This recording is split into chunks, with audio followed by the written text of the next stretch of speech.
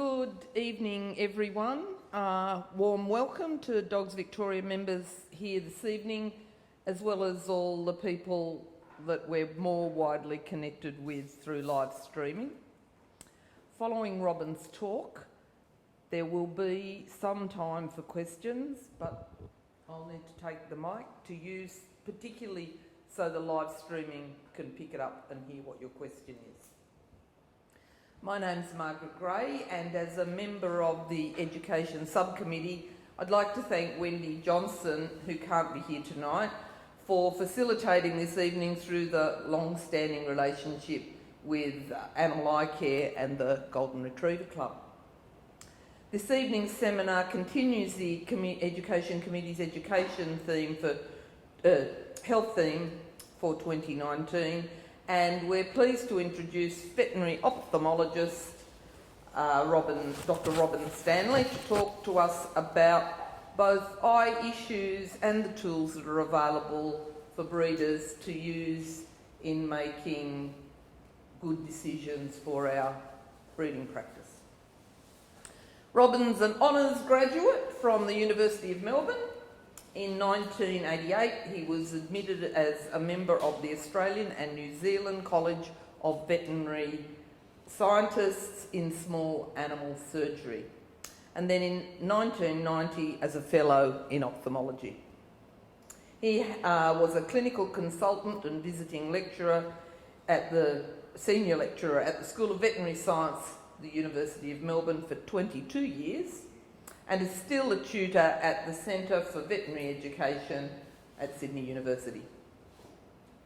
Robin has lectured throughout Australia and also in New Zealand, Japan, Singapore, Taiwan, Thailand, Malaysia, Hong Kong, Sweden, England, South Africa and the United States. And what's more, Robin conducted his first eye clinic with Carol Stafford from the Golden Retriever Club back in 1988. He's presented at breed nights and clinics throughout Victoria and also in South Australia. So it's wonderful to have you here this evening. Please welcome Robin. Thank you very much for coming along tonight, and I'll move this over here so I don't keep moving around for the live streaming. Thanks very much for coming along. I actually got here early tonight. Often, you know, as what happens when you visit vets, people are running late, vets are running behind. So I'm usually running quite late, so I'm always in a rush to get to my talks. And previously I was running late and suddenly there was a flashing blue light and I thought, I can't stop because I'm going to be late to my talk for the breeders and I can't possibly stop. So in the bottom of my bag I found my ophthalmoscope and I waved it at the policeman hoping he'd recognise I was a veterinary eye specialist and I had to be somewhere important. There was no response and I found a stethoscope and I waved my stethoscope at the policeman hoping he'd sort of wave me through. When he waved his handcuffs back at me I thought I'd better stop. So I just thought I'd start by introducing the team. Obviously Margaret did a great job in introducing myself. We're very fortunate to have Heather. Heather's a veterinary eye specialist and she's also board certified, which means she's at specialist level in internal medicine, but she only does ophthalmology, and she's come out from the US and she's joined our practice last year. Heather's also on the American College Exam Committee, so we're learning lots from her. Jane's a professional interest practitioner in ophthalmology, and Matt on the end is a resident in veterinary ophthalmology, so he's actually just about to finish his training program. Next year he'll credential, and the year after that he'll hopefully become another eye specialist, because there is a bit of a shortage of eye specialists around. So, why are we here tonight? We're talking about inherited eye diseases. Now, when I lecture to veterinarians, and for 22 years, as Margaret said, I lectured to veterinary students, one of the things I always tell the students is breed predisposition. Unfortunately, eye diseases occur by breed. So if you know the breed, you can actually look up the eye diseases. So here we are, we've got a Bedlington Terrier in its full show clip. So a few years ago, more than a few years ago, at the veterinary school, one of the things I'd often do is I'd ask the students, what breed is this? So we had a Bedlington Terrier come in for an eye check before breeding, and I said to the student, what sort of breed is this? And the student said it's a Border Leicester Merino cross. So I gave them 0 marks for knowledge, but full marks for having a sense of humour. So I thought that was quite good. So breed predisposition is very important. So we talk a lot about breed predisposition. And unfortunately, as breeders, when we line breed, we tend to flare up with orthopedic problems and also with eye problems as well. There's a couple of areas where you can get this breed information.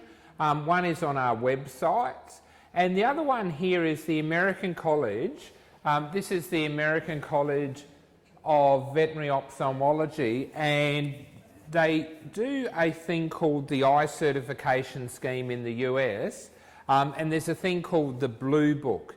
The Blue Book I find really, really interesting and really helpful in my practice. So you can actually readily download that, and you can actually look up each specific breed. And they'll actually have recommendations from the American College of Veterinary Ophthalmologists as to whether to breed from certain diseases. The other thing I find really useful is they've actually collated their information back to 1990. So they'll say we saw 4,327 golden retrievers and we found X number of cataracts, X number of dogs with PRA. So if you ever have a problem, if a breeder comes in and this is a problem we don't see, I immediately jump on, look at the Blue Book, have a look and see what's actually there to see whether it's been recorded before in the breed. And I find that to be really, really useful. So that's a really useful thing, particularly because it's got the incidence of eye diseases that are there. So I find that to be very, very, very useful.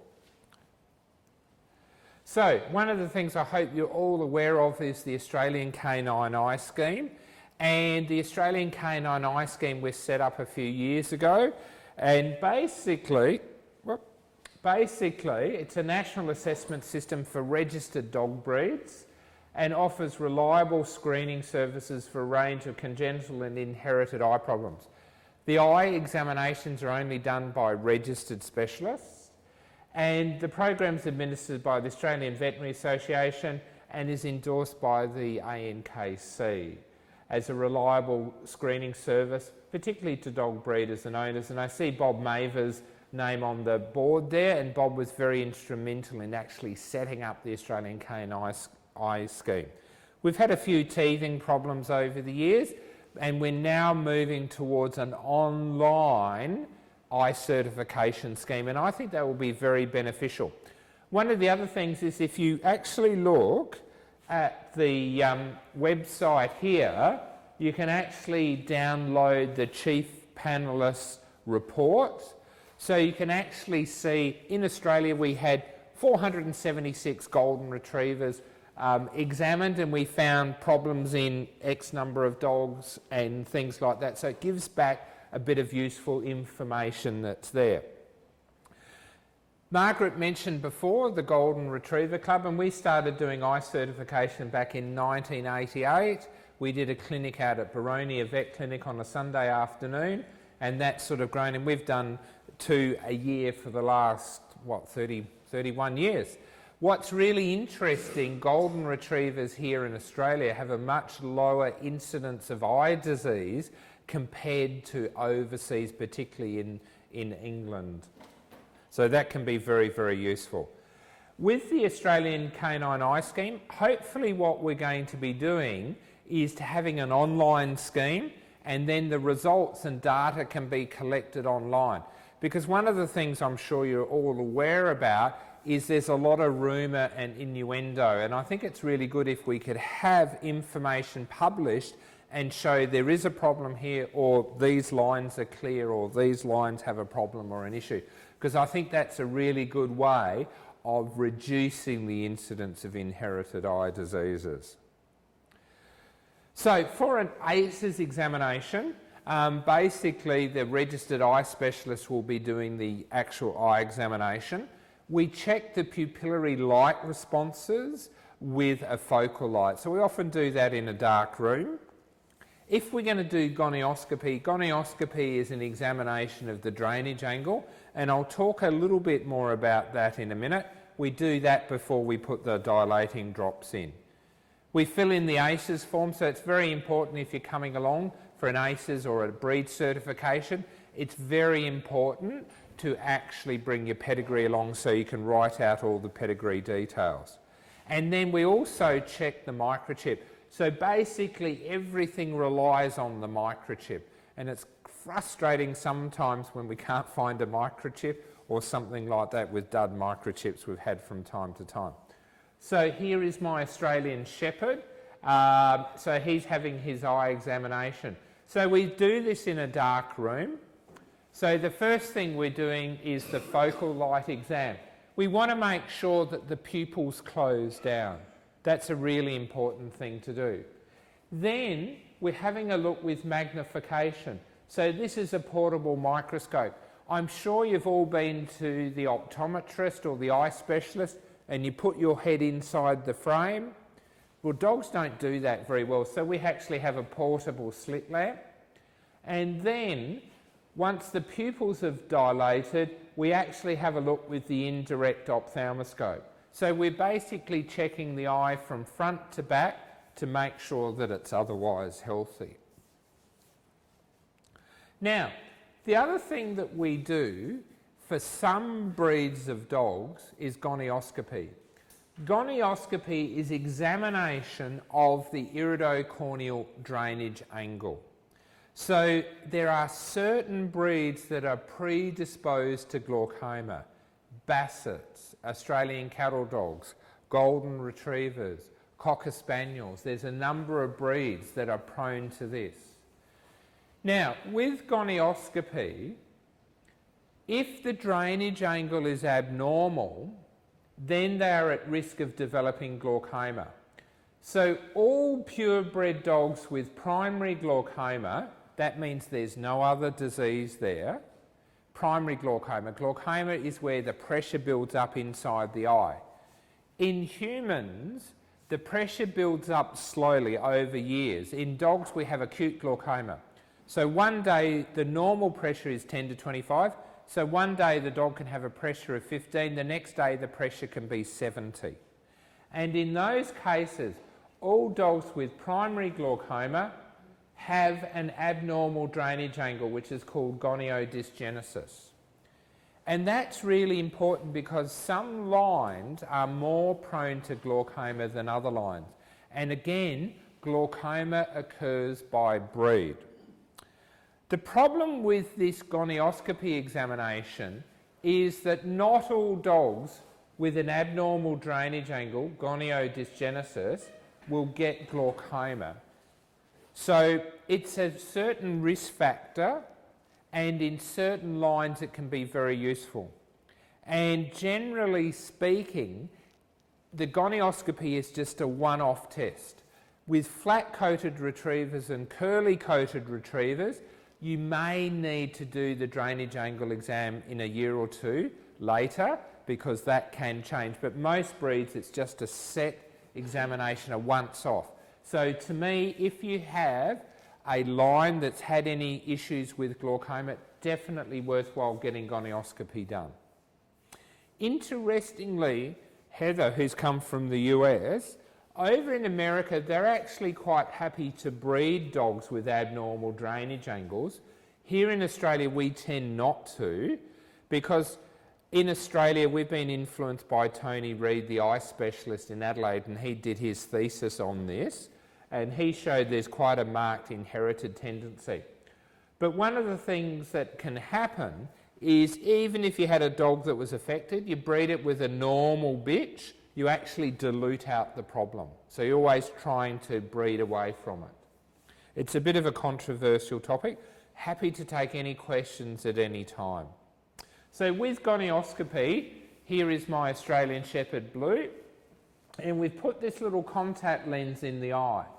You can see the pupil here, and you can see the colour of the eye. My dog's a blue male, so he's got one blue eye and one brown eye, and you can actually see the drain of the eye there. And that's what we're looking at, is the drain of the eye. If the drain of the eye is abnormal, then they're at a greater risk of getting glaucoma. The problem is, not all dogs with a bad drainage angle will get glaucoma.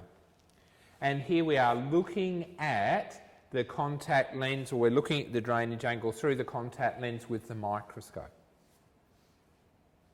Questions? No? No? Excellent. All right. So, gonioscopy, is it worth it? Yes. If you have a breed that's prone to glaucoma, and if your lions have had glaucoma, definitely get it done. So here is a dog with glaucoma. The eye is blue, the eye is red, the pupil is dilated and non-responsive. Unlike in humans, glaucoma in dogs occurs very quickly, literally overnight. And these dogs can go blind within 24 to 72 hours, 1 to 3 days, blind. And what's worse, causes pain. These dogs can sometimes be really depressed, quiet, obviously uncomfortable. So glaucoma is a horrible disease, and it is very, very, very difficult to treat. It's one of the diseases I particularly dislike.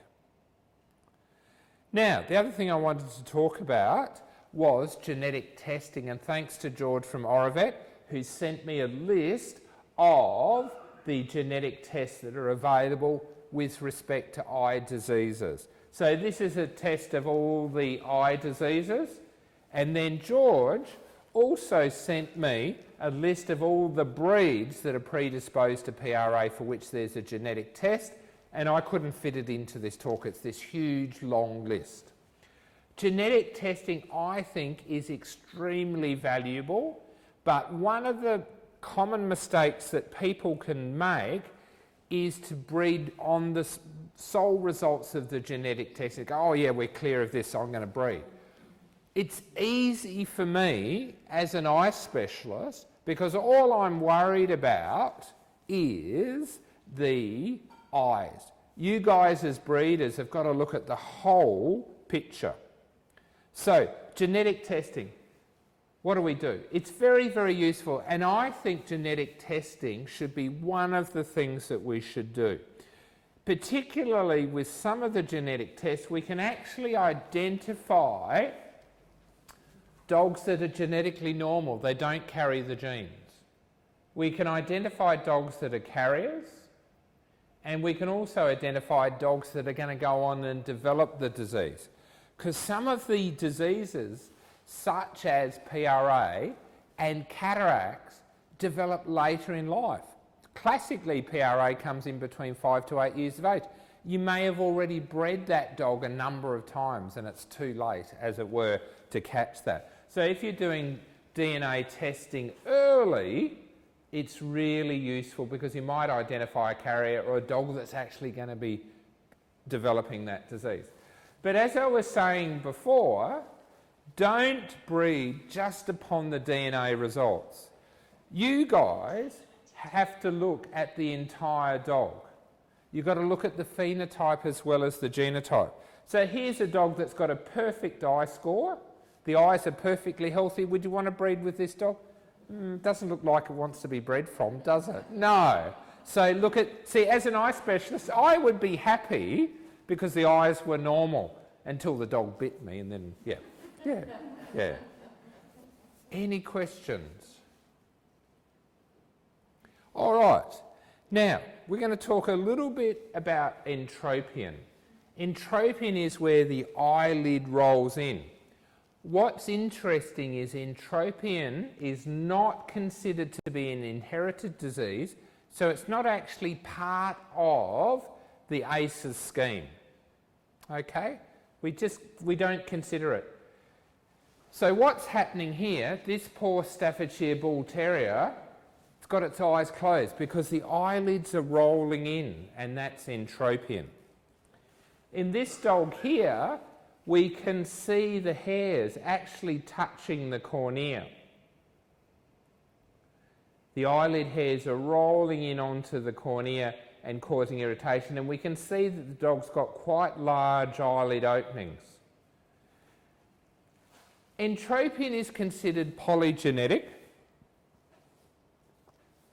and what that means is there's probably a number of genes involved, and then entropion can sometimes be brought on if the dog is in a particularly allergenic environment. So, for example, if there's a lot of dust or dirt or irritants, you can then actually get the eyelids rolling in secondary to all the irritation.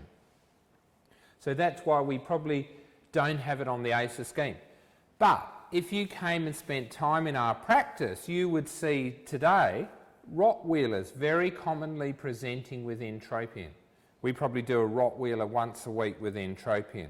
Staffordshire Bull Terriers. There's certain breeds that are more prone to developing entropion. So I think there's a significant genetic predisposition there. So with entropion, we do surgery. But in little puppies under 6 months of age, we will do what we call tacking stitches.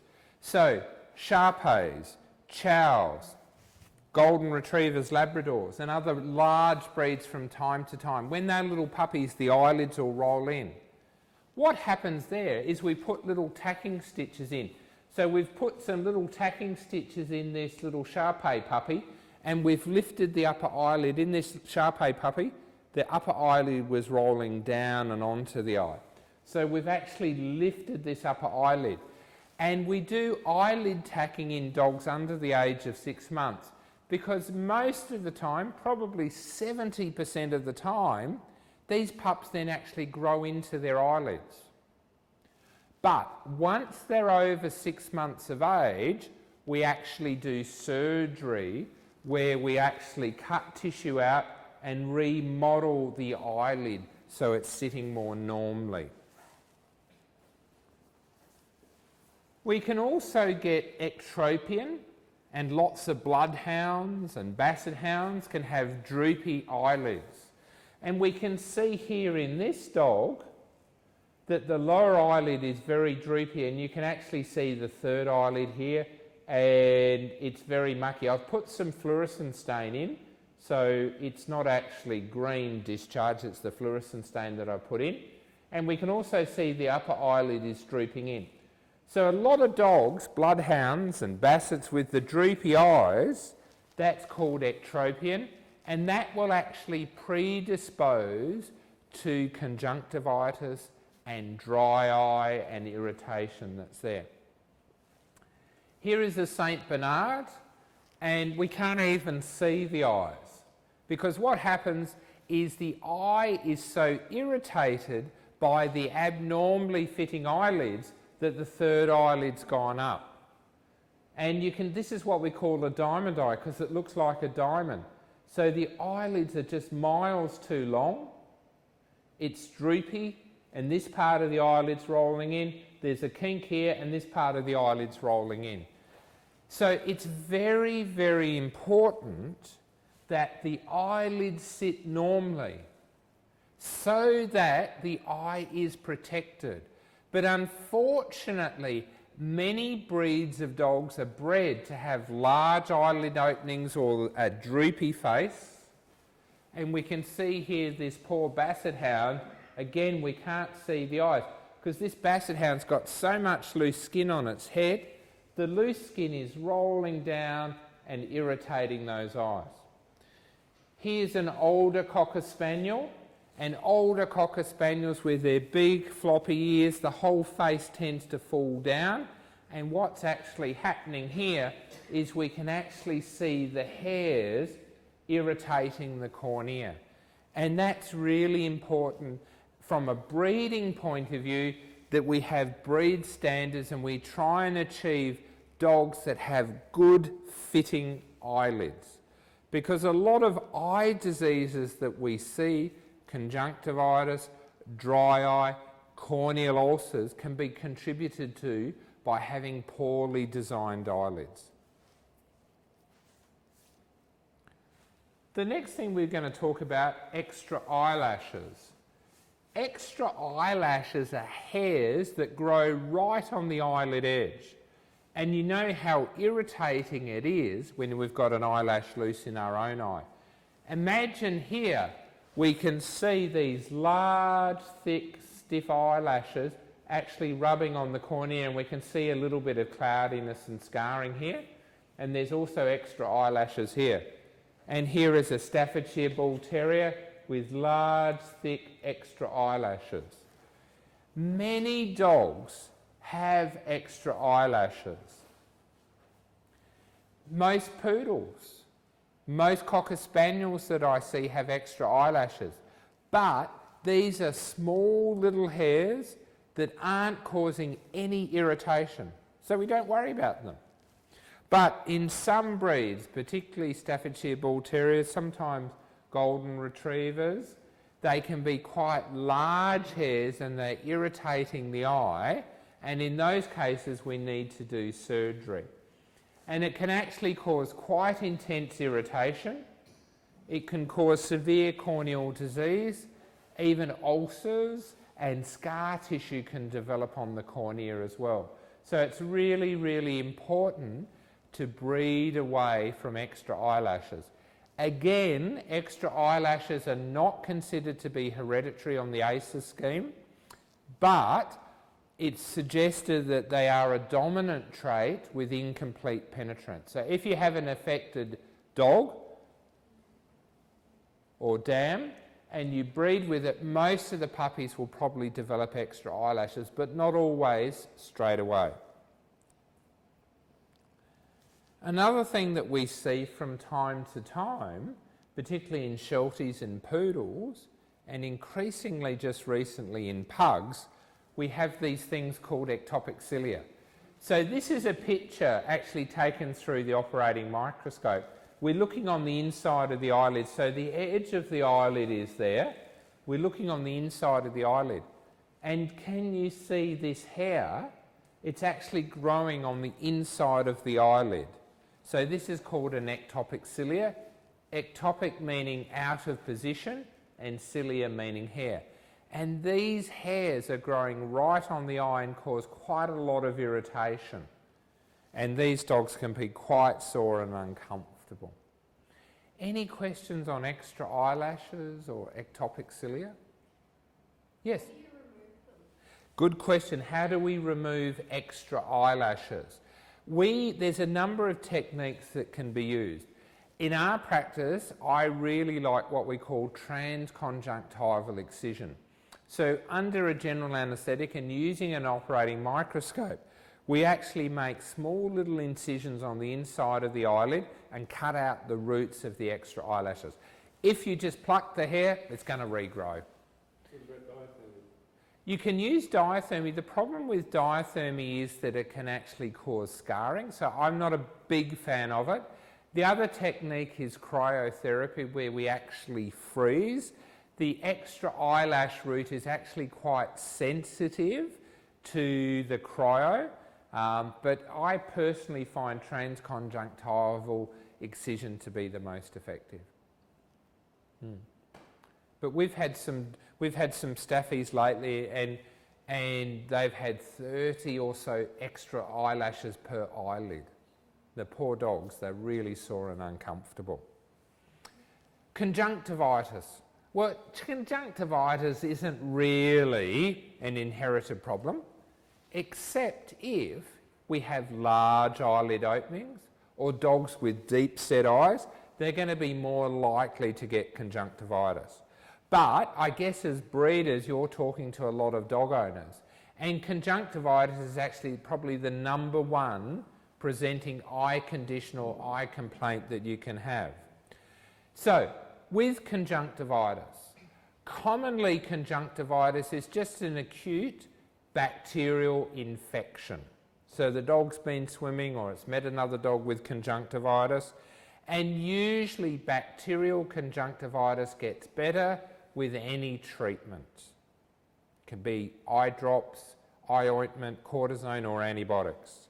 So most cases of conjunctivitis will respond really quickly. But a lot of cases of conjunctivitis, and this is where you might get contacted, oh, you know, my puppy's had recurrent bouts of conjunctivitis.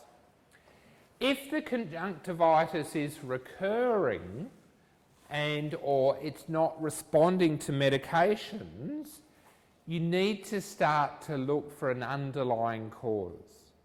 And there can be a number of underlying causes. By far, the number one underlying cause for recurrent conjunctivitis is dry eye, a lack of tears. And this is very, very common in some breeds of dogs. At our practice, whenever we see a West Highland White Terrier or a Cavalier or a miniature Schnauzer with conjunctivitis, we just assume that they have dry eye otherwise. Foreign bodies, particularly springtime, summertime, if you have a dog that has a recurrent conjunctivitis with lots of discharge, think foreign bodies, grass seeds. Another one that can be a problem is actually allergic conjunctivitis. So some breeds of dogs seem to be more prone to allergic or reactive conjunctivitis. So often allergic conjunctivitis, these are quite chronic, they're ongoing, and it's usually a reaction to plant pollens and allergens. So often the eyes are red, you can see here the third eyelid's red, the conjunctiva is quite thickened, the eye itself is a bit red, the actual eyeball itself is normal. Sometimes these become chronic and we see these little lumps sitting in the eyelid, and this is actually called follicular conjunctivitis. There's little follicles or lumps that develop, and this is a sign of allergic reactive conjunctivitis. And in these cases, there may be chronic redness, discharge, either watery or watery and mucky. They may rub at the eye. And these chronic conjunctivitises will require long-term treatment. In humans, cortisone drops are frowned upon because cortisone drops in humans can predispose to cataracts and glaucoma, not in dogs. So many dogs are on long-term cortisone drops with very few side effects to try and control this allergic reactive conjunctivitis.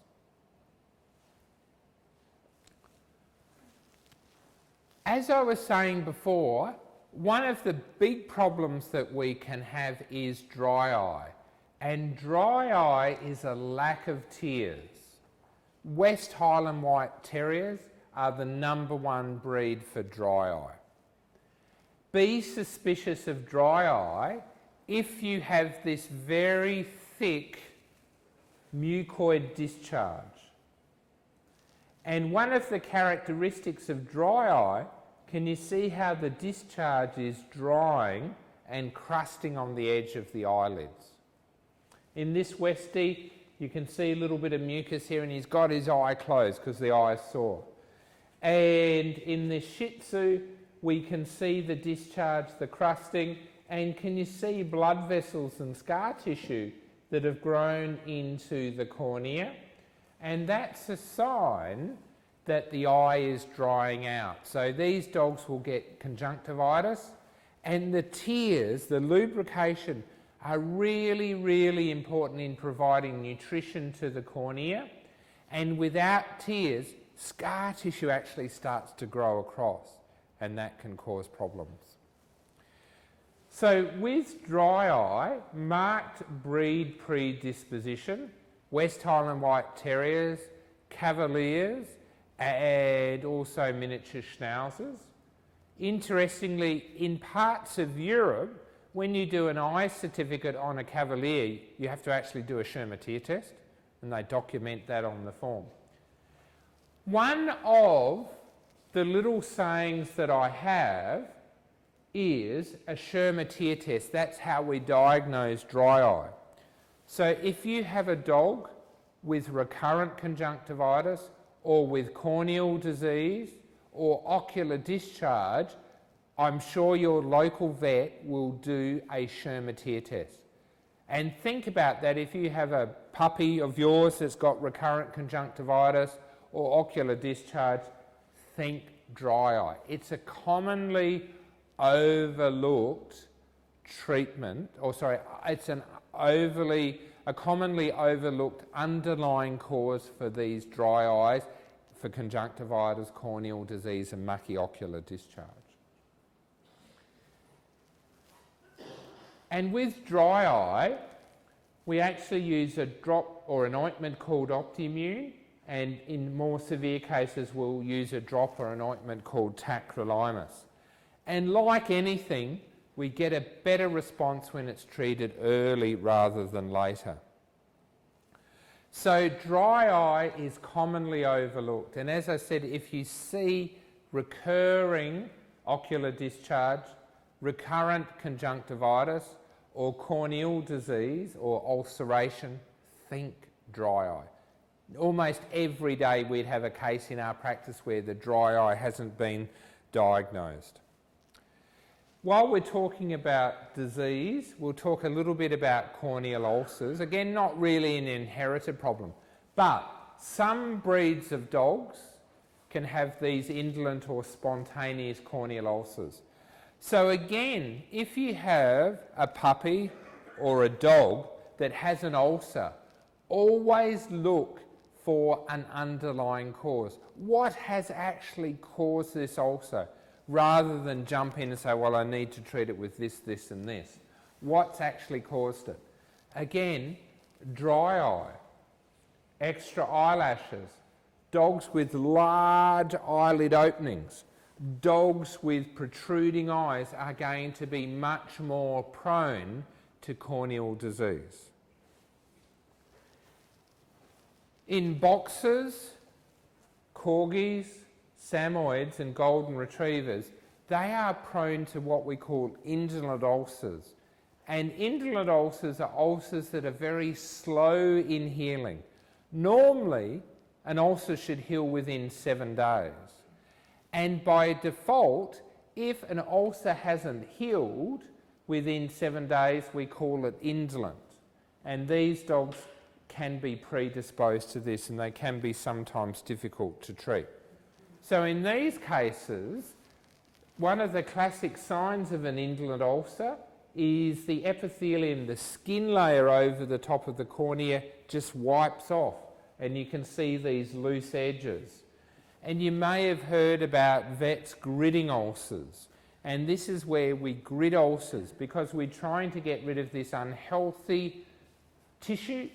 And what we've done here is, under the operating microscope, we've actually made little incisions into the cornea to try and help the ulcers to heal.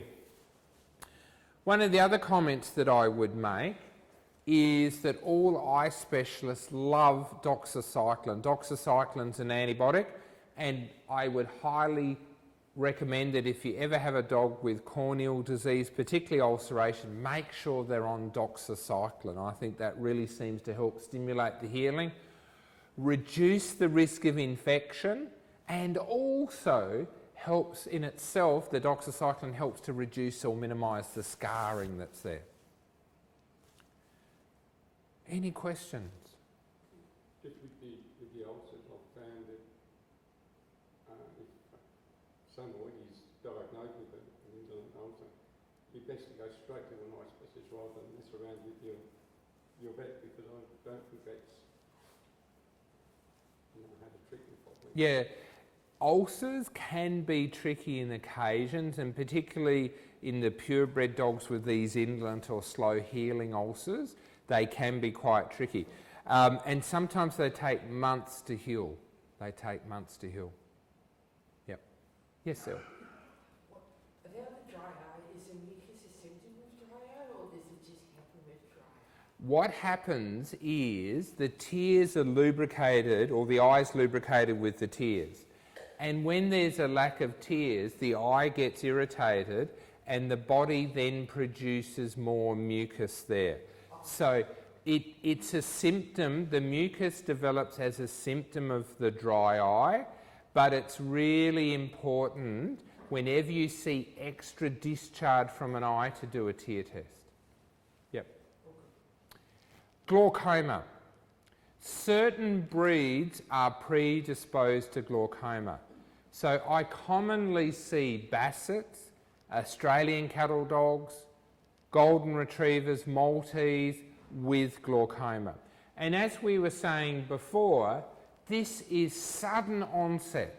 So the normal pressure is 10 to 25 millimetres of mercury. So there's a certain amount of fluid in the eye, and that fluid is very carefully regulated for the health of the eye. And what can happen is that dogs can get acute glaucoma, so the pressure will shoot up literally overnight to above 40. And the cardinal signs of glaucoma are a red eye. You can see it's very red, very red. A blue eye, the cornea goes cloudy, so we can see that the cornea is cloudy. And you can see in this dog, the pupil is dilated, and in this dog, the pupil is dilated. Red eye, blue eye, dilated non-responsive pupil, and these dogs are often quite sore and uncomfortable, really sore, really sore. Glaucoma is a real emergency. Dogs will lose their vision within 24 to 72 hours. You've got to get onto it really quickly. In some cases we can use medical treatment, Zalatan. In some cases we'll consider surgery, laser surgery and drainage implants. Glaucoma is a horrible disease, and many dogs with glaucoma will go blind despite everything we do. I remember a couple of years ago organising a conference for the University of Sydney, and we had 250 vets come along, and one of the speakers was the world guru, and he said, I'm going to talk about glaucoma. And basically they all go blind, and in the end you have to take out the eye. And there was an element of truth in what he had to say. Glaucoma is a horrible disease. So many dogs with glaucoma will end up blind despite all we do. And that's why it's really important to be aware of glaucoma. And in certain cases we use gonioscopy, and they are working on a genetic test. They have some genetic testing at the Animal Health Trust now with glaucoma. So with glaucoma, often what happens is the pressure can cause the eye to become enlarged.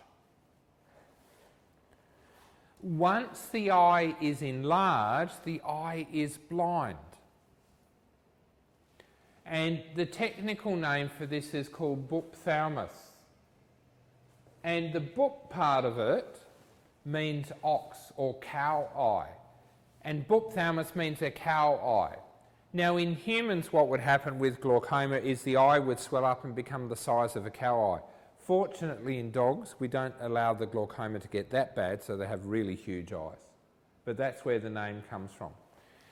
And dogs with glaucoma where the eye is enlarged can be uncomfortable, so they're just quieter. They're not as keen to go for a walk. And in some cases they're in obvious pain. And when the eye is blind and enlarged like this, either eye removal, or there's a technique that we can do where we put in like a false eye. That's really from a cosmetic point of view. But the most important thing about glaucoma is prevention, but also if we have a purebred dog with glaucoma in one eye, both eyes have an abnormal drainage angle. So the take-home message is if you ever hear about glaucoma, get the other eye checked, because it's likely the other eye will be abnormal. So if we go, oh yeah, it's got glaucoma, the eye is blind, we'll take the eye out, and you do nothing, there's a 50% chance the remaining eye will develop glaucoma within the next 9 months because that eye is predisposed. If we use drops, and the drop we normally use is called a Zaga, it's actually a human drop, so I just write a script for the human chemist. The risk of glaucoma reduces to 40%. So what that means is most dogs, 60% of dogs, don't get glaucoma, but at an average of 30 months. So it reduces the risk of glaucoma and delays it. But that's really important. If you ever hear of a diagnosis of glaucoma, make sure the other eye has been checked, and if it's at risk, actually start on these drops. Any questions? The next thing I wanted to talk about is lens luxation. And a lens luxation is where the lens is out of its normal position. Now, this can occur as a result of trauma, but also certain breeds of dogs, anything with terrier in its name, just assume that they're going to be predisposed to lens luxation. Most commonly, fox terriers, Jack Russell terriers. And the first thing that happens is the lens actually moves backwards. So this is a posterior lens luxation. You can actually see the edge of the lens as the lens is falling back into the back of the eye. Most dogs with a posterior lens luxation are asymptomatic. But in some cases, the lens can come forward into the anterior chamber, and we can actually see the lens sitting here. So can you see the edge of the lens? That white line? That's the edge of the lens. So the lens is actually popped forward into the front of the eye. And this can cause severe pain due to glaucoma. And urgent surgery is needed to go in and actually remove the lens. Again, because they get glaucoma, you've probably only got 24 to 72 hours to resolve the glaucoma. If you get it early, these dogs can actually do quite well with surgery. If it's been going on for more than 72 hours, the chance of getting any vision back is almost zero. Cataracts. Lots and lots and lots of dogs can get cataracts. Purebred dogs in particular predisposed to cataracts, and there's a long list of inherited diseases. So we can see here this Australian cattle dog, and we can see the cataracts. So a cataract is where the lens goes cloudy. It's not like a film or a coating. All of the inside of the lens goes cloudy. The inside of the lens is composed of lens protein. Another form of protein is egg white. So if you cook egg white, if you beat egg white, if you whip egg white, it goes cloudy. Anything that upsets the lens protein will make the lens go cloudy. So in humans, smoking, sunlight, old age are risk factors. In dogs, inherited factors. We see lots and lots of inherited genetic cataracts. So you can see here the lens has gone cloudy, so quite a well-developed cataract. Here is another cataract in a miniature schnauzer, and you can see that the eye's gone cloudy. A lot of cataracts occur by breed, and they occur at specific locations within the lens at specific ages as well.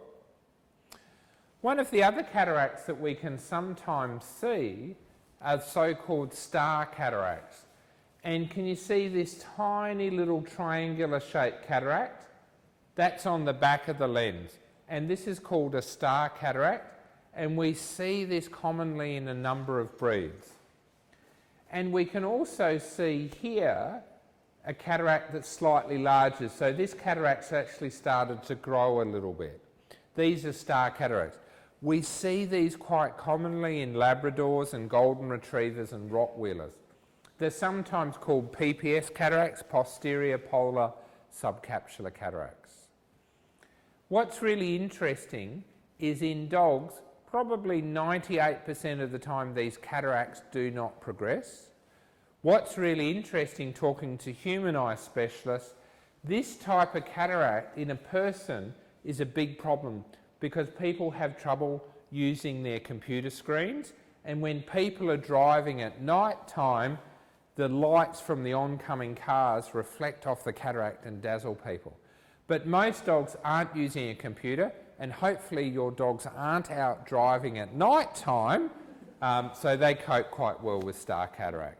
But from a breeding point of view, it's certainly something we'd want to try and breed away from.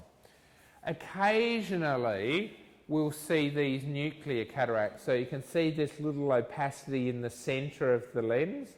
And some breeds of dogs, probably Cavaliers would be number one, can have these nuclear cataracts.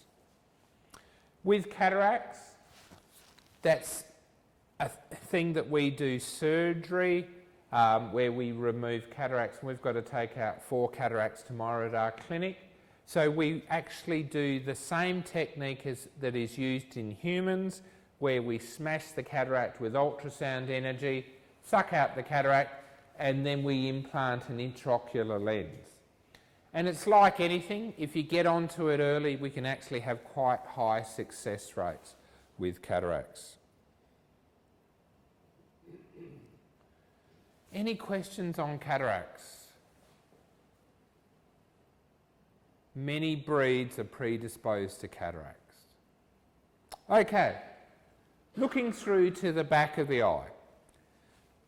So what we've done here is we've dilated the pupil and we've taken some pictures. So these are pictures of the back of the eye, what we call the fundus. And with dogs, we have the optic disc. This actually goes up to the brain. And sometimes when there's problems in the brain, you can actually see changes here in the nerve tissue, the optic nerve. You can see swelling sometimes. We have this reflective layer called the tapetum. And again, reflective layer, a little bit browner in this dog.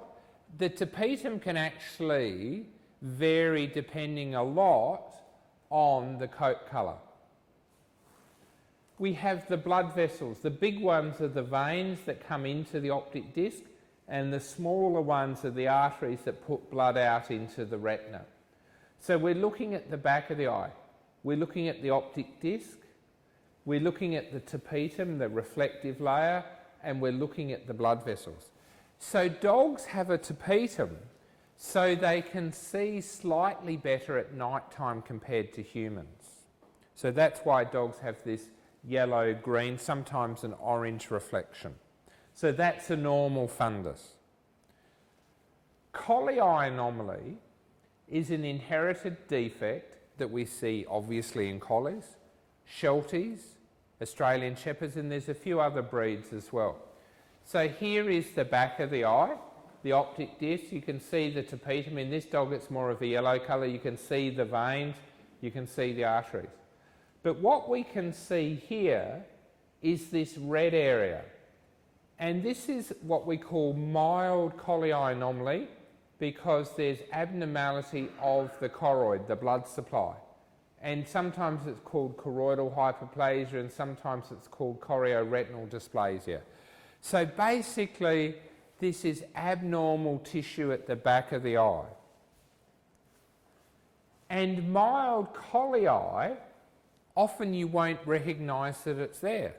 Dogs are completely normal. It's not progressive. There's no treatment needed.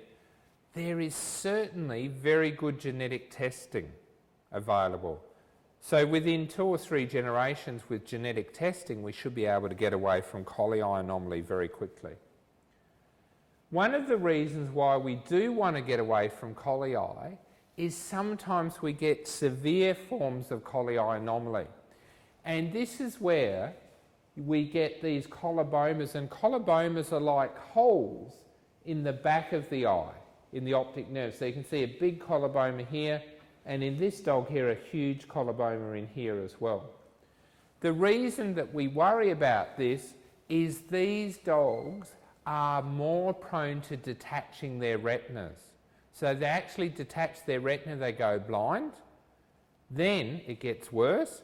Because the retina's detached, they can often bleed into the eye, so these collies will present with an eye full of blood. And when the eye fills up with blood, they often get glaucoma. And as we know, glaucoma then ends up causing pain. So collie eye anomaly can be quite a significant problem. Now, the other one is a condition called retinal dysplasia. Dysplasia means abnormal development, and that can happen for a number of reasons. We see a thing called retinal folds, and retinal folds is considered to be the most mild form. Often it's an incidental finding. So we will sometimes see these little white lines in the retina, in the non-tapetal fundus, and an ophthalmologist from Switzerland, Bernard Spies, was kind enough to allow me to use his slide. So we have these little white lines. In this one here, we can see these lines in the tapetal fundus.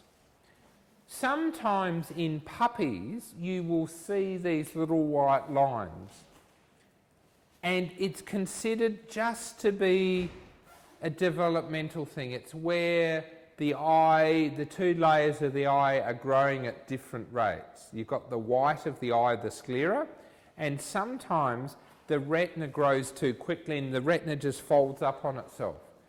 And each of these white lines represents a little fold in the retina.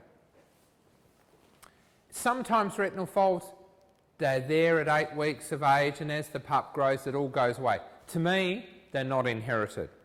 But we can also get this condition called multifocal retinal dysplasia. And certainly this slide here, you would classify as multifocal retinal dysplasia because it's quite diffuse. This one here I just call retinal folds and they'll probably grow out of it. MRD is quite a big problem in a number of breeds.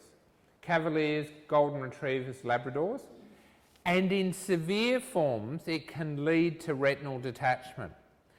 The good news here in Australia, we rarely get the severe forms. So, here are a couple of pictures of MRD. So we can see this like crescent-shaped fold, this huge fold in the retina.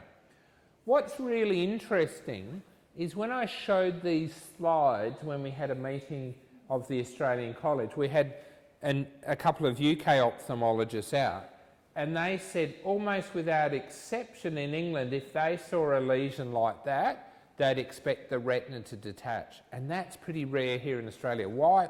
I don't know. Here is a Labrador that's got quite a large fold in the retina.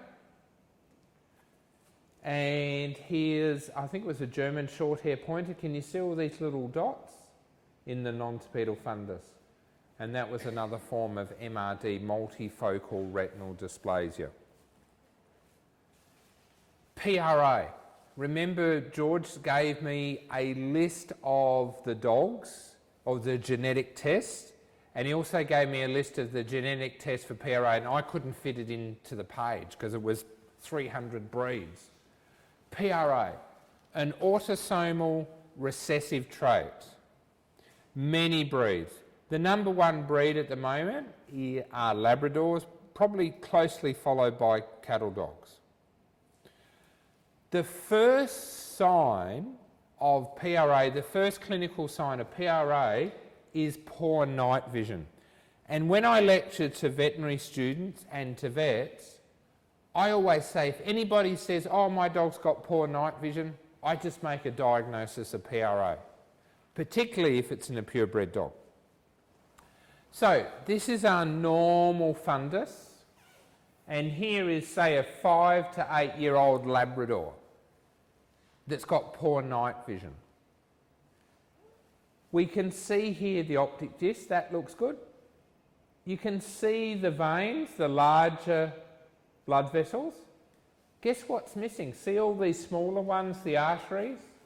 We can't see those as well.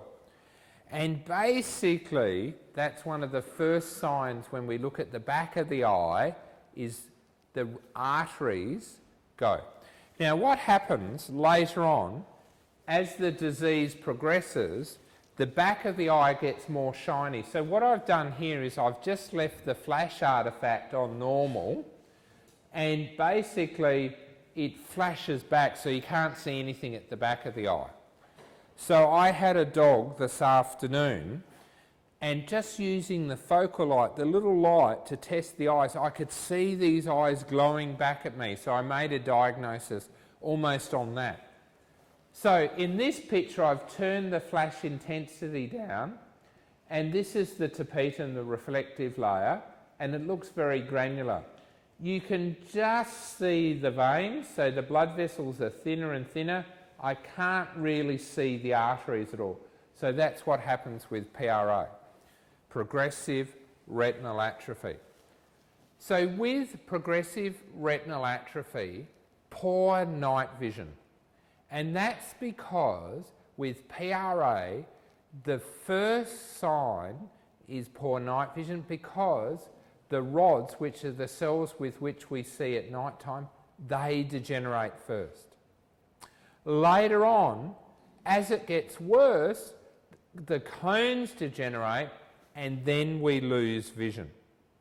So classically, PRA, at 5 years of age we have poor night vision. Some 18 to 36 months later they start to lose their day vision, and then cataracts start to form. And the very characteristic cataracts that we see are these little bubbles in the lens. You can see here how there seems to be more reflection coming from the back of the eye, and that's one of the signs of PRA. And we've got these little bubbles here, that's the vacuolar cataracts. And we can see here these little bubbles forming in the lens because of the PRA. And later on, they'll actually develop full-blown cataracts. So this Labrador has had night vision problems for about 2 to 3 years, and now it's developed quite solid cataracts. So cataracts will often develop secondary to PRA, and in these cases there's probably no benefit in removing the cataract because the dog's going blind because of the retinal problems. However, there was a really neat study done in England, and they actually showed that Cocker Spaniels will benefit with improved vision for probably 2 to 3 years after having their cataracts removed, even if they have PRA. But for most other breeds, there seems to be minimal benefit. One of the comments that I would make about PRA is supplementation. There's a product on the market called OcuGlow, and it's certainly something that we have in our practice, and it's been recommended to actually slow down the rate of retinal degeneration and cataract formation in cases of PRA. The problem is they actually haven't done any controlled studies to show that it's beneficial. They have showed that it's beneficial for diabetics, but generally speaking probably not beneficial for PRA. Well, we don't know. If you have an owner that's keen on antioxidants and they want to do everything they can, probably a good idea. In humans we have macular degeneration, and interestingly in humans they've done lots of studies and they haven't showed any particular benefit in using antioxidants. However, for dogs with diabetes, the OcuGlow has been shown to actually slow down the rate of cataract development. So if you have a puppy, or sorry, it won't be a puppy, but if you have a dog diagnosed with diabetes, it's certainly worthwhile then putting them on the Occuglow. Now, cataracts are not benign. So let's say you've got an old dog or a dog with PRA, surgery is not an option. What can happen is the body recognises that there's a cataract there, and they recognise that the cataract shouldn't be there, and the body actually mounts inflammatory response. And what happens there is the eye becomes red. We can see a thick cataract here, and what will then often happen is that the cataract will cause inflammation, and in this eye the cataract has actually moved and the pressure inside the eye becomes uncomfortable. So if you have a dog with a cataract and surgery is not an option for any reason, it's very, very, very important to have them on anti-inflammatories to stop pain and discomfort from developing inside the eyes. Any questions?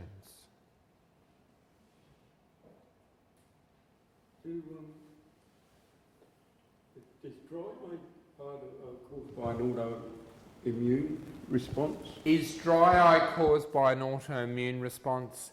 The answer is we believe so.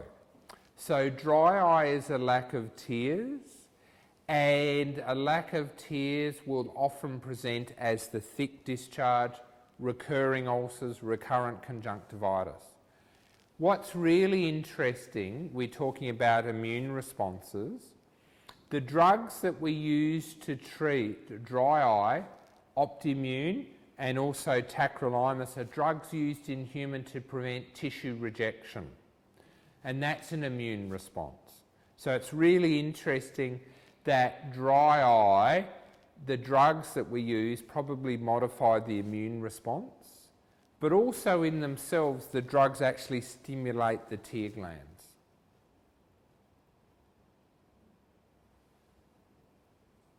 Yes?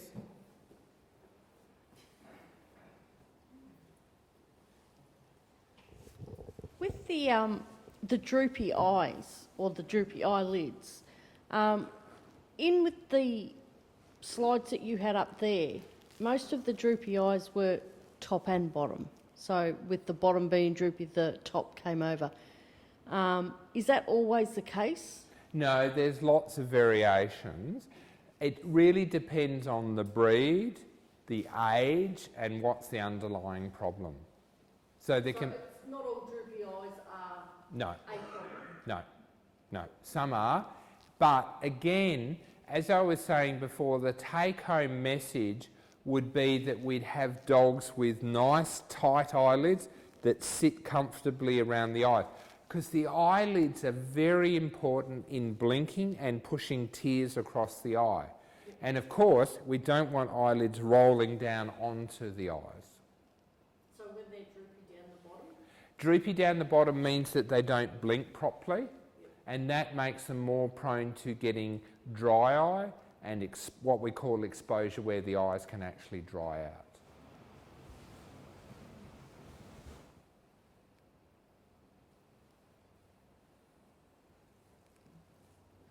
So I can ask my own question, more because I get so many inquiries through the general Facebook groups. Just to clarify on the PRA and the cataracts.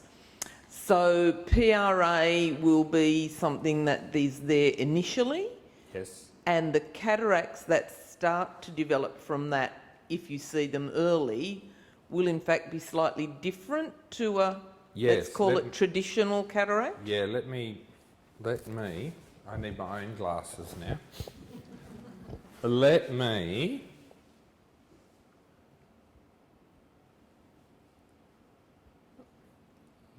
drag this down, because the cataracts are quite different. So here, whoop.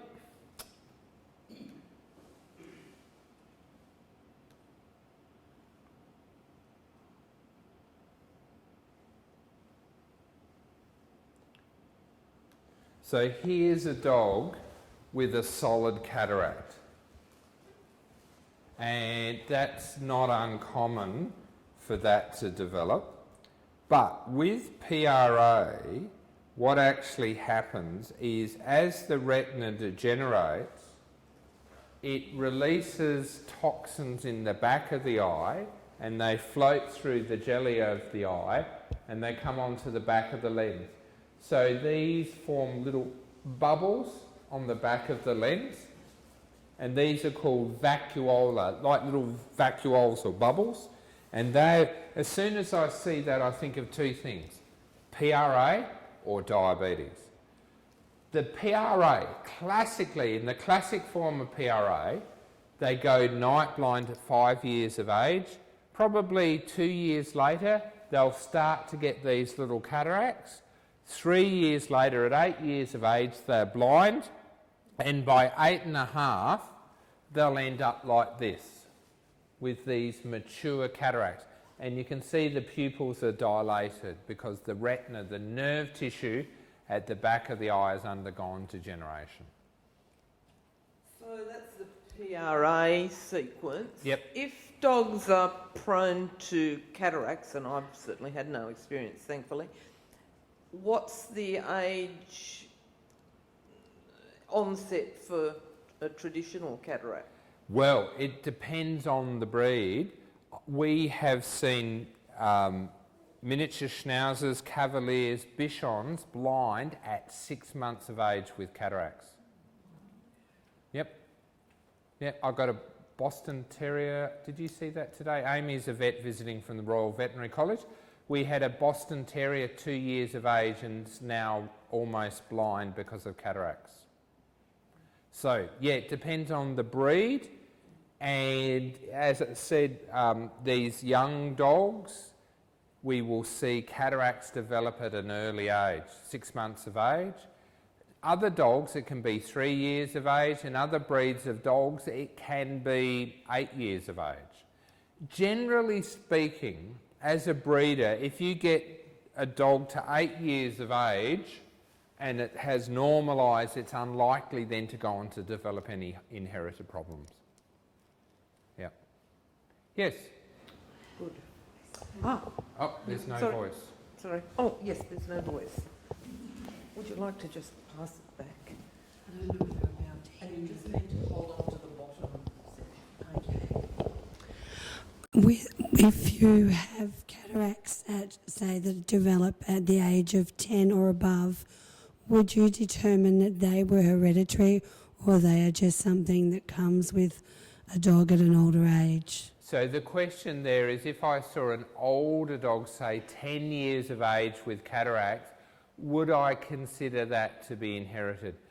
Generally speaking, most of the inherited cataracts would come on at an earlier age. So if you've got a dog over the age of 8 and then it develops a problem, unlikely to be inherited. The reason is that basically Mother Nature's very clever most of the time, and what she does to try and stop inbreeding is for these developmental problems to present earlier rather than later. Because if they present at 10 years of age, that dog might have been inbred, had a genetic fault, but it's then bred. So that's why you'll see orthopaedic problems at a young age. That's why, as I was saying before, you'll sometimes see bichons and miniature schnauzers and cavaliers with cataracts at 6 months of age blind.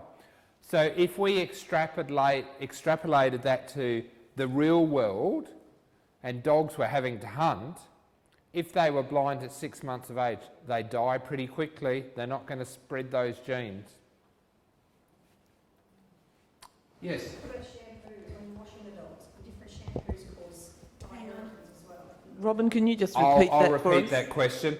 What about shampoos and other things when you're grooming? Absolutely. Unfortunately, we see lots of dogs that can get chemical burns and irritants to all sorts of things.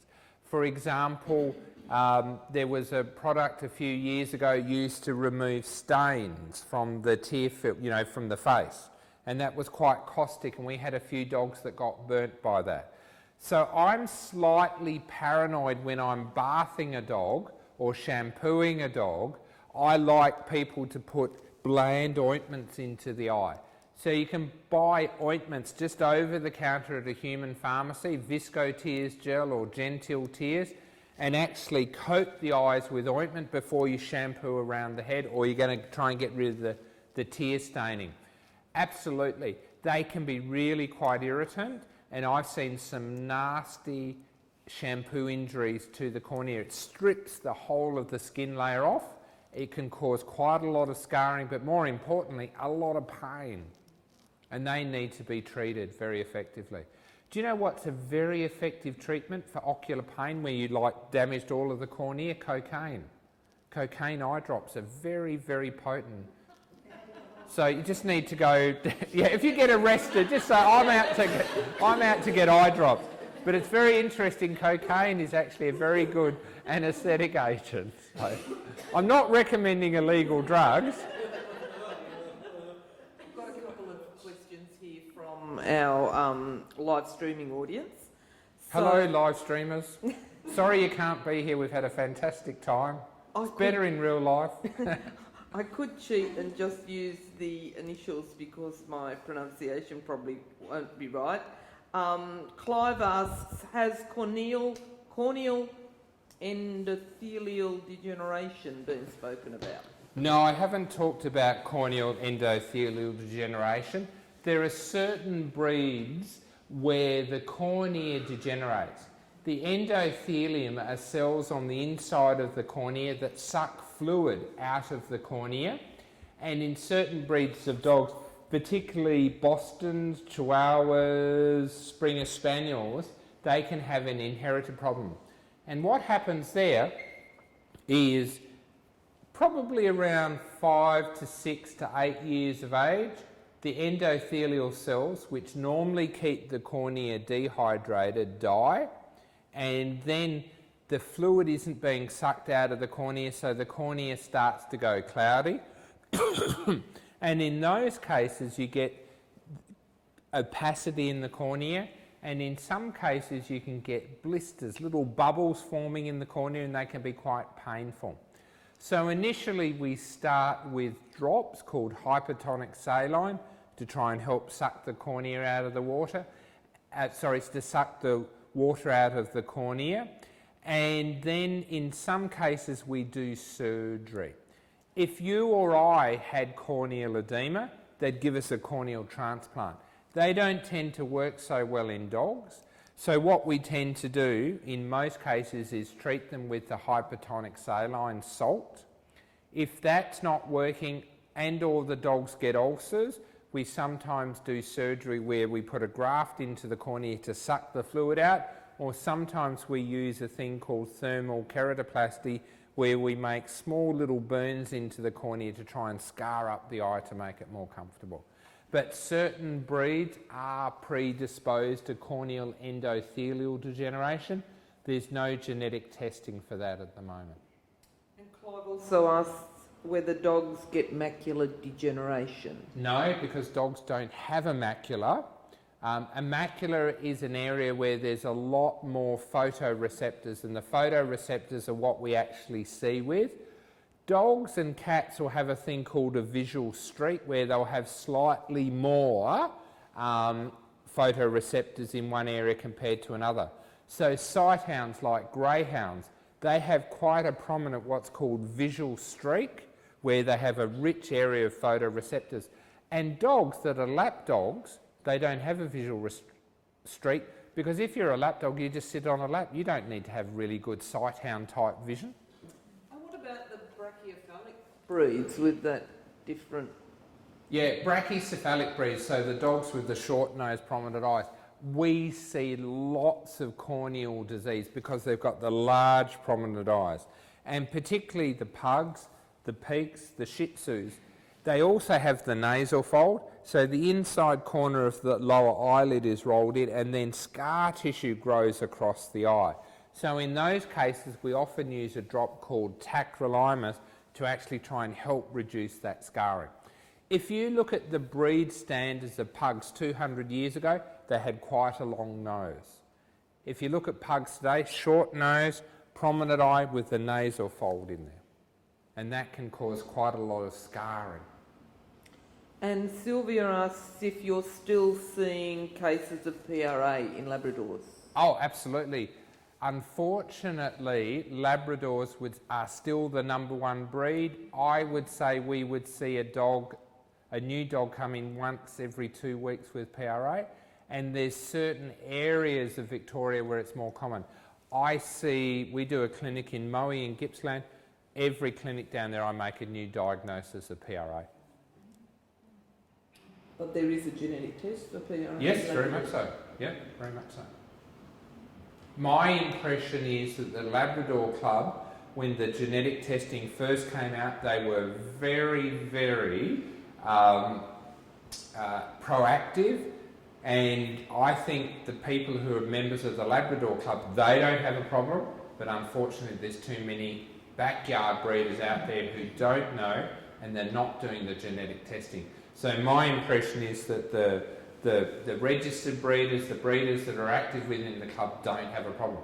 And that's why, I guess you guys are very good at educating the public out there. People need to buy dogs from, breeders that are doing the right thing. Yeah, it's just such a shame. Yes? Are lipid deposits a problem? Lipid deposit's a problem. So there's a number of causes of lipid. Lipid is fat, and would you believe cholesterol? So a number of breeds of dogs are prone to corneal lipid dystrophy.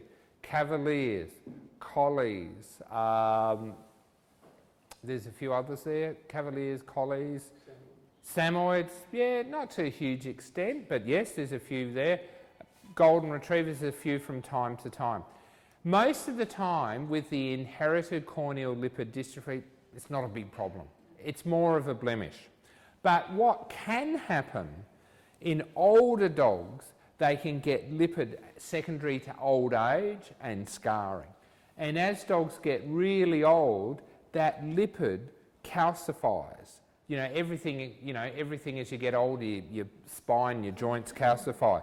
And in those cases, what can happen is that the dogs then get really sore ulcers in the cornea because the lipid, the calcium, it's almost like sandpaper. So in those dogs, when they're really sore and uncomfortable, we put local anaesthetic in, the dog's instantly more comfortable, and then we have a little diamond tip burr, and we actually sandpaper or burr off that unhealthy tissue, and the dogs are instantly more comfortable. Yes? Hang on, Margaret's coming with the... I'm limping towards you. I have a rehomed Samoyed, and she's 8 years old, and she has, beside the normal dark brown area, an extended area of that brown pigmentation on the side. What would you say that is from? Pigment can develop for a number of reasons. Sometimes pigment just develops for no rhyme or reason. So think of it like a mole or a freckle. In some cases, pigment can come because of irritation. So sometimes in Samoyeds we'll see extra eyelashes, sometimes we'll see dry eye. But generally if there's irritation, there's more discharge, more irritation, so the eye's a bit sore or blinky or squinty. In rare cases it can be a growth, but it sounds like there's no other clinical symptoms there. The only thing I've noticed is that there's a bit of black dirt that appears in the corner, like a dry lump of dirt. We often see that in many Is that breeds. normal? Yeah, it's often normal. Okay.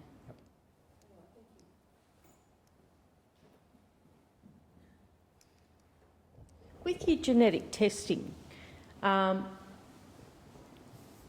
with the eyes, like I know your genetics don't change, but does it matter what age you test them, whether it's 6 months or 6 years? No, because hopefully your DNA is never going to change. Yep. So No. that's the same with your diseases and that? Yep. Because our DNA that's us. Yeah, that's us. Any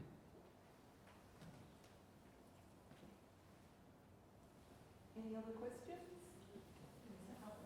So far as I know, there's not a genetic test for star cataracts in Samoyeds. No, they have been doing a little bit of work at the Animal Health Trust in England on star cataract DNA testing. I'm not sure how far that's got. If you have a dog which isn't affected, but has produced Star cataracts. cataract, Yep. would you continue using it? Or There are a number of causes for star cataracts. I think the main one is inherited. Sometimes it can happen because there's some sort of insult or defect during embryonic development. We had recently had a litter of purebred dogs and the bitch had mastitis and the puppies had to be bottle fed. And for some reason or another, the milk replacer wasn't complete and all the dogs developed cataracts. 10 out of the 10 pups in the litter developed cataracts because the milk replacer wasn't quite right. With star cataracts, it's not a big problem in the Samoyed breed, and occasionally they'll just develop for no rhyme or reason. But in some breeds of dogs, particularly golden retrievers, Rottweilers, Labradors, I think it's mostly inherited. The good news with star cataracts is that 98% of the time we don't have problems. They don't progress. Poor night vision when they're driving and when they're using the computer screen. Someone here has a question about older dogs coming into your clinic. Is it recorded as to whether they are pedigree or not? And does this information get recorded for analysis? We basically, when we're doing ACES certificates, they've obviously got to be registered breeding dogs. So for that we record that, but for general things we don't. I suppose I could expand that question and flip it on its head a little and say the obvious. Pedigree dogs, crossbred dogs, which ones are likely to present more with issues? If you come and spend some time in our clinic, you will see a predominance of purebred dogs. But whether that's the sampling or not? Well, they come to us because they've got eye problems, and most of the eye diseases we see are inherited, and that's why when I lecture to veterinary students and veterinarians, I talk a lot about breed predisposition. But one of the other things you've just reminded me of is some of these other breeds that we see, like Labradoodles, Groodles, guess what? They get the problems as well. Yeah, cataracts, PRA. So we're starting to see quite a lot of PRA and cataracts in Labradoodles at the moment. Yeah, a lot of the pet people take dogs in to be checked though. Sorry? A lot of pet people don't take dogs in to be checked. No, a lot of pet people don't. And Yep. that was my question about whether what you were seeing was what sort of cross-section of the dog population you might have been seeing. I guess what I tend to see is dogs that have problems. Yeah. Yep. Yep. And a couple more have come in. Can you explain geographical retinal dysphasia? Dysplasia. Yes. Geographic retinal dysplasia. Remember before we talked about MRD, multifocal retinal dysplasia, where there are little lines? With geographic, they tend to be the bigger ones, and I guess geographic means large. So sometimes with geographic retinal dysplasia, again, Labradors, Golden Retrievers, Cavaliers, they're quite large lesions in the back of the eye, maybe occupying 25 to 30% of the back of the eye. Again, we'll see those in young dogs, very much so.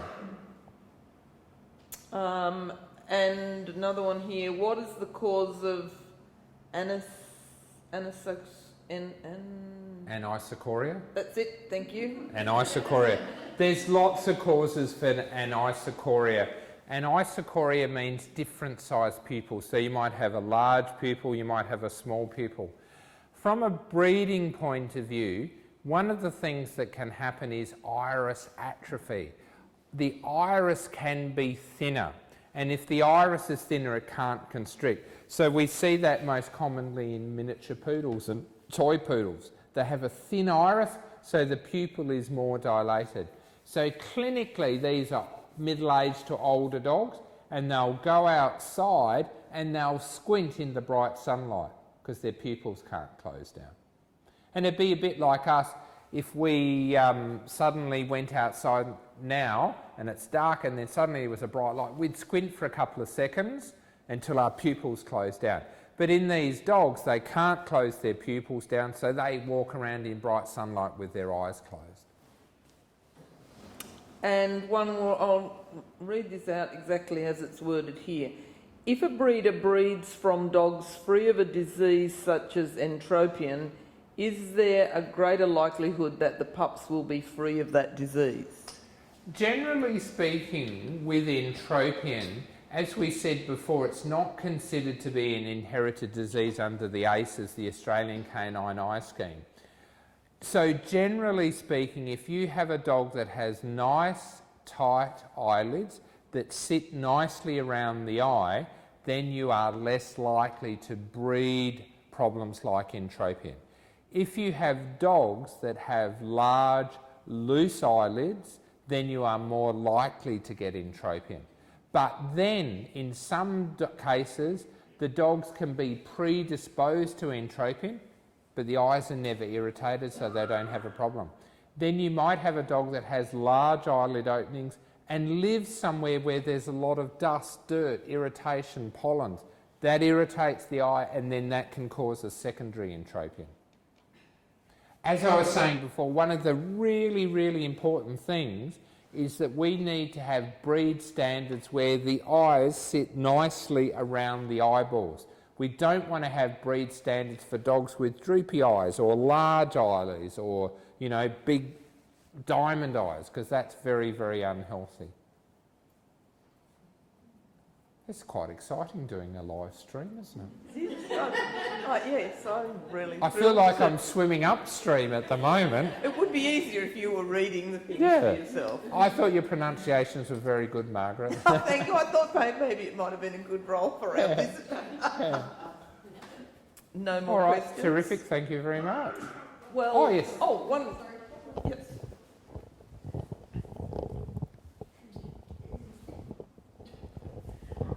Have you come across the retrobulbar abscess in Australian Shepherds?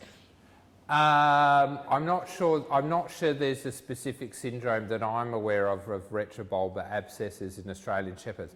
A retrobulbar abscess is an infection behind the eye, and that can come about for a number of reasons. Sometimes it can be a tooth root, a rotten tooth root drains up in behind the eye. Young dogs that are very active running around chewing on sticks, a bit of stick can go up and behind the eye. Sometimes older dogs that are unwell, we can end up with infections behind the eye. And if they've actually had one with the tooth removed, but his eye had swollen with the pressure. Yep. And then now it's been 3 months. I've noticed that the muscle wastage in the head was Yep. there, but now it is starting to come back. Would the eye, it's like the eye is sunken in Yes. a fraction? Is that a chance to come back to normal? Probably not. Generally, when they lose condition around the eye, they lose some of the fat pad and the muscle, Yes. so the eye sits back. Okay. Yeah. And is that, so that wouldn't affect with breeding? No, Wise, to me, it's just that's a just pure one luck. of those unlucky things. Yeah. That's what I've been Yeah. told, but now it's Yeah, confirmed. no, that's just one of those unlucky things. It's not an inherited genetic thing. Definitely not. And I love Australian Shepherds. I'm very biased. We're on my second one now. And I have to say that I'm so impressed with your Australian Shepherd that I actually named one of my dogs Blue. Oh, did you? Oh, that's great. So our Australian Shepherd wanders around the clinic, and if you have any food whatsoever on your person, he is out there front and centre. He's a very good food detector dog. I've got one sort of fairly general question that we might make our last here. a few thanking you for your presentation. Oh, thank you. But which way? So with that in mind, and I think we were talking about sort of generally, should all breeders be checking their breeding dogs for these conditions before breeding? So a lot of breeds don't seem to have many problems, but if you're dealing with a breed that is known for having problems, and I guess you would just ask around and you'd get a bit of an idea or speak to your local eye specialist, then if there's a problem, then it'd be worthwhile doing. And we certainly, as Carol with the Golden Retrievers knows, we do eye certification nights, and people can come along then and get their dogs checked. The other thing to do is to look in the Blue Book, particularly the American College Book, because that's very useful and actually give incidences of eye diseases. And the other thing I would strongly recommend is if you're going to the expense of importing a dog or semen from overseas, please, please, please get an eye certificate before the dog comes over. I, on a number of occasions, have had to go out to quarantine because people have bought a dog, come in, and it's got all these horrible eye problems. So please, please, please, if you're going to import a dog or semen, make sure there's an eye certificate there before you go to all that expense. And as we know, it is very expensive to import dogs. And another question about the one I've forgotten to pronounce properly, Anisocoria. Anisocoria. A breeder has a 7-week-old puppy diagnosed with it. Is it genetic? It depends on the cause. I saw a 7-week-old miniature poodle tonight that is blind. Its pupils were dilated and non-responsive because he doesn't have any optic nerves in the back of the eye. So it depends on the cause. Anisocoria means different sized pupils. That can come for any number of reasons. Could possibly be inherited. My gut initial response would say probably not. And one last question, perhaps we'll make it. Someone's been told that only one parent needs to have an annual eye test. Is that true in Labradors? No. With Labradors, I guess as we were saying before, what we'd be wanting to do is to reduce the incidence of PRA and cataracts. And PRA is an autosomal recessive trait. So a recessive trait means it comes from both parents. Now, if you did DNA testing on one dog and that dog was genetically clear, then the bitch, doesn't matter what she's got because all the puppies are going to be normal, they're not going to be affected. But again, from a breeding point of view, we need to both do the genetic testing but also to do the eye examinations as well. Good, okay. Thank you very much. Thank you. Thank you so much for sharing your knowledge and pictures with us this evening. And I'm sorry I upset the audio-visual technician with some of the pictures. I didn't think they were that gory. The eye pictures? I do apologise. We've put this little bottle of wine in a container so that when the blue light flashes you won't jiggle it and be in trouble. So I can't open it until I get home. That too. Thank you. All right, thank you.